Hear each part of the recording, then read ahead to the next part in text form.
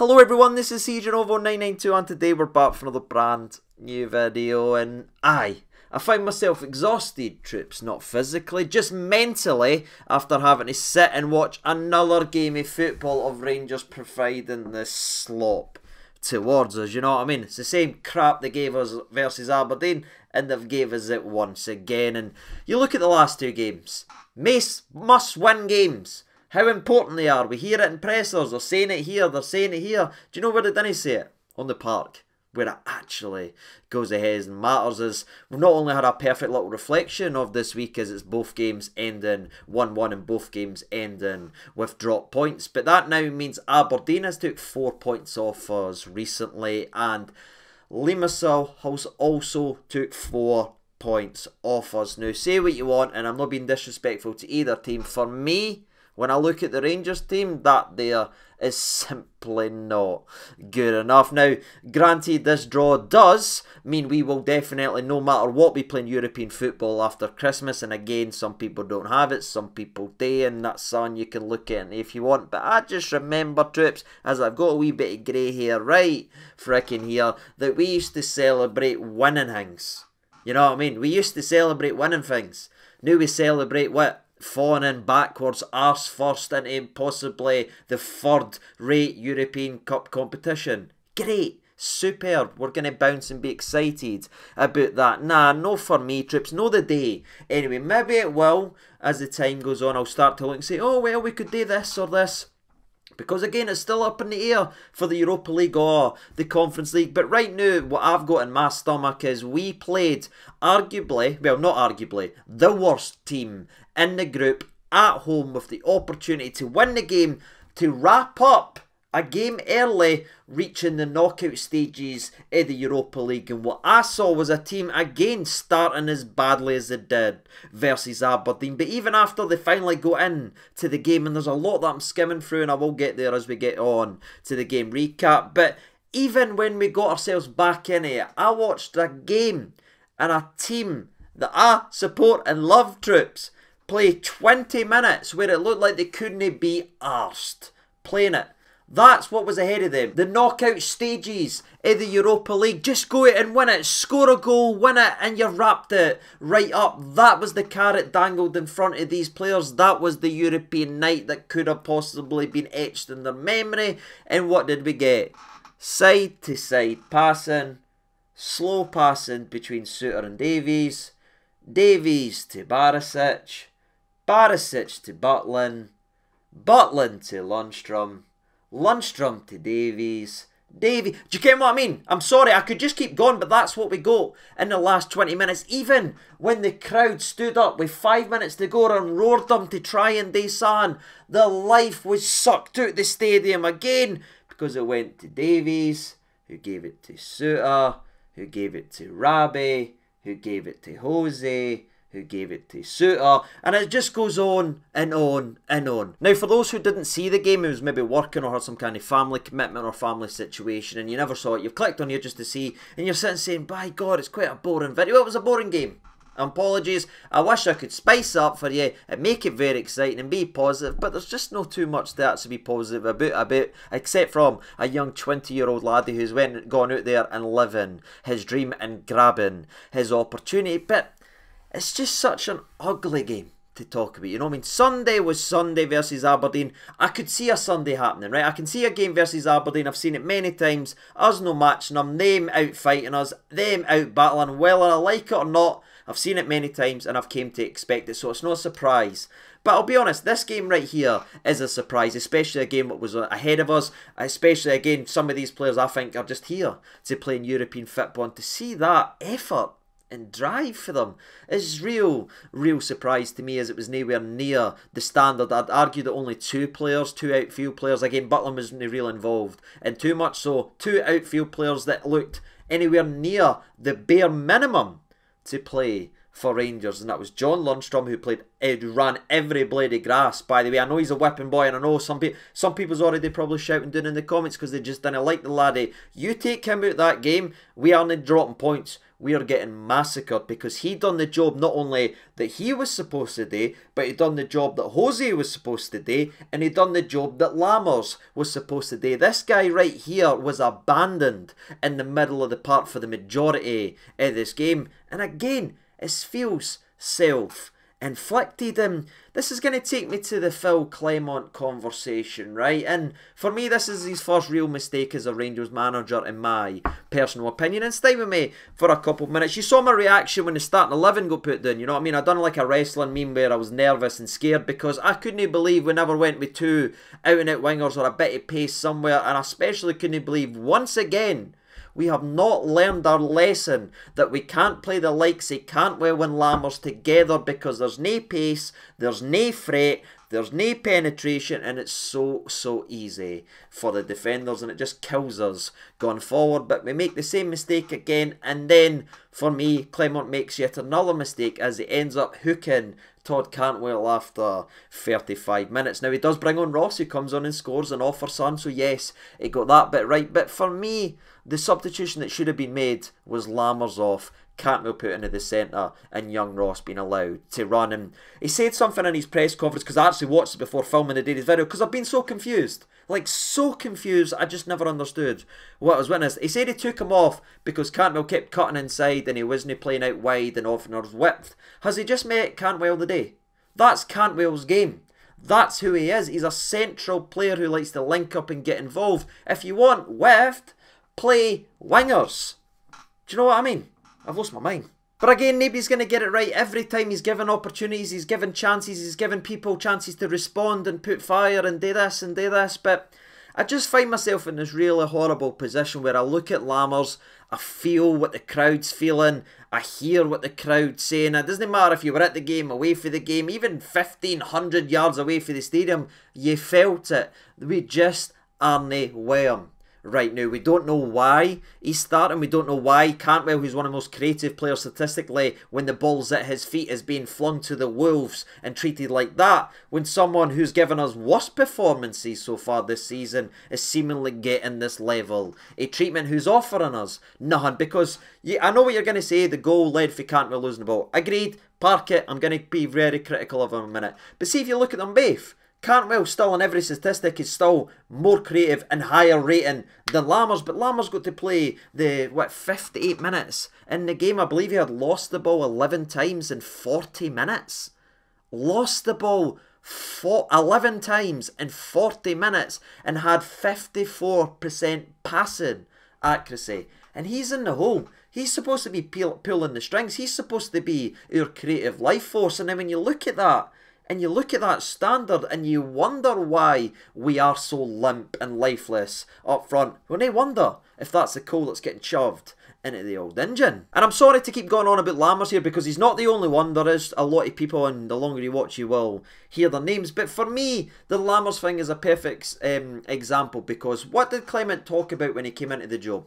Wanting to repair the relationship with the fans, with the players, and get the fans with the players to build this and get them going forward. But what he's actually doing in Lammers, because every time he gave the ball away needlessly and fell over and passed out the park and done this, negative, negative, negative, and that's what's just going to keep spreading. So he's almost making a rod for his back doing it, because he's going against exactly what he talked about doing. And look, he's just in the door, he's given everybody an opportunity. We spent a lot of money for Lammers, and I feel like we're trying to justify that by playing him in against, on paper, the weakest team in the group. On paper, this is when a Lammers should be shining, this is when the Rangers players should be shining. But even against the weakest team in the group, who took 4 points off us out of 6, by the way, nobody could stand out and nobody could show remotely anything about themselves. There is also the small matter of the fact that Real Betis also lost today versus Sparta Prague, which makes things significantly more difficult for us going in to the last game. And if you want to actually talk about it, if you want to address the elephant in the room, we bottled Celtic, dropping points, giving us an opportunity to close the gap. And what did we do today? We bottled it again.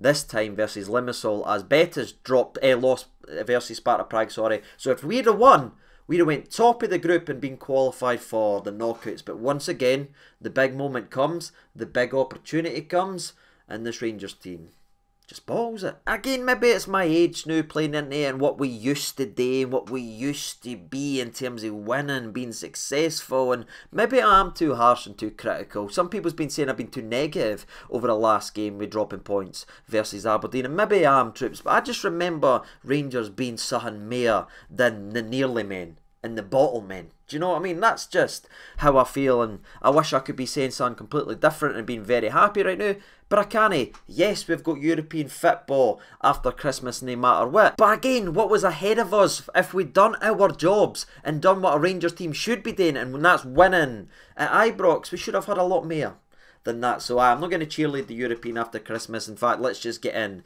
to the game recap. We've kind of touched on the Cantwell substitution, and the first 15-20 minutes was just kind of your average Rangers game these days. I mean, Sima was about 25 yards offside, had a shot that was well saved by the goalie, but again, he was a mile offside. Then we're trying a couple wee things, but I don't know about yous, but it just didn't seem to click at all today. Everybody was taking an extra touch. Everyone was hesitating on the ball. It just looked like our entire attacking line never knew what to do with each other. Never looked like they were speaking to each other. You know what I mean? I was looking at my own notes, kind of scanning through them, and I was just like, we look like strangers out there. And that's the first 20 minutes when we should have been on fire in unison and putting this team away. But so many times we got ourselves into positions, and so many times we passed the ball backwards a mile, we passed out the park, we turned around and lost it. I mean, Jose Cifuentes is a perfect example of this. The first 15 minutes was arguably the worst I've ever seen a Rangers player play. And I've seen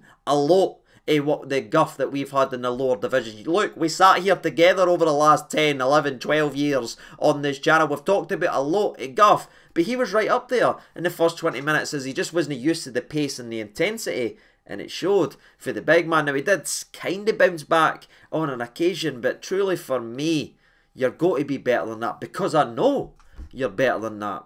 I'm just not seeing it. I mean, the only things you could talk about in the first 25 minutes of us creating anything in the game itself is when the ball went down to the left-hand side. Lundstrom hits a good ball to Danilo. Lammers is running through and goal, just touch it to him. Again, he's probably not going to score it because it's Lammers, but at the same time, just give him an opportunity. But they're completely out of sync. He takes a touch, Lammers wants it this way. Lammers is shouting at Danilo, Danilo's shouting at Lammers. The ball goes back. The ball ends up getting whipped in for another opportunity, Lammers. Lammers swings and misses it, hits it with his standing foot. It falls to Jose, who looks like James Sands versus Celtic, if you know exactly what I'm talking about. And he's just like, I didn't want to shoot it, I'll try and pass it backwards. And he lost it. That was it. That was us. The closest we got into M's opening the scoring, and that's how bad it was. I mean, Limassol had the best opportunity in the first 20 minutes as they got down the left-hand side, and the left-back released an absolute rocket that was fantastically saved by Butland. Pretty sure everyone would have forgot about that, but that looked like it was going in for there and right away and right in the top bin. But it was a great save by Butland, or would have been embarrassed even more. But embarrassed and even more leads us into what I like to call the Dr. Jekyll, Mr. Hyde of this actual match, because in the blink of an eye, you nearly had Rangers taking the lead, and then you had us gone behind. And it's funny because you look at it, Cantwell takes up a position in the middle of the park, links up very well with John Lundstrom, sets up, Lunny has a shot that is just actually saved brilliantly by the goalie. Now, it wasn't given as a corner, but am I going to sit here and greet about us not getting a corner? No, because we had countless corners, 5, 6 corners in the first half. Did we do anything with them? No, because it's outswingers, because of statistics and some guy on a computer doing look at the expected goals. None of it works. We must have took 100 outswinging corners since the last time we scored a goal. Can somebody fact check that? But I'm pretty sure it's up there. I've been keeping a wee tally, and I'm pretty sure it's near 100 corners now since we've done it. And again, every one of them is outswingers, but laptops and expected goals, and that's a job these days apparently. And aye, anyway, wasting corners. We didn't get that corner, but what it showed was Cantwell centrally can create stuff. Do you know why? Because he's a creative midfielder. Mad, innit? Well, The Dr. Jekyll, Mr. Hyde, he had his good moment there, and then on the right-hand side he's been pushed out in the right again because Lammers has to start centrally. Why? I don't know either, people. But anyway, Cantwell then wants to go in the middle because he's just had great success in the middle 30 seconds before that. So he picks the ball on the right-hand side, wants to go where he's better, wants to go where he's comfortable, ends up losing the ball as he tries to spin round his man. Probably too weak there, and he's got to be a hell of a lot better. But people are sitting here lambasting this guy and hanging this guy out to dry as if he's put one on his own box. He is 30 yards out for their goal. We still have about 100 yards there. It's not real maths, but you know what I'm talking about. There's plenty of space, there's plenty of time for us to do our job. They take a touch, they look up, they hit one long ball. John Souttar is 5 yards. Unexplainably 5 yards behind Ben Davies, keeping a man on side. I don't know what's going on. In fact, I do know what's going on there. There's no communication. There's no leadership. Everybody hates Goldson. Everybody hates this. Goldson's at least got a bit of leadership. There's not one of the two centre-halves taking accountability, and that's why you have one defender sitting here, one defender sitting here, and a centre-forward gone, I'll just stand in the middle then and just run right through. And that's what he does. Great composure to go around Jack Butland, and it's a great finish. But it's one ball, and it's absolutely schoolboy stuff for John Souttar. Just get in line with your centre-half. Where's his concentration? And I've seen people saying he played good tonight. You can play well after you give a goal away, but look at the goal that we gave away and what it actually cost us.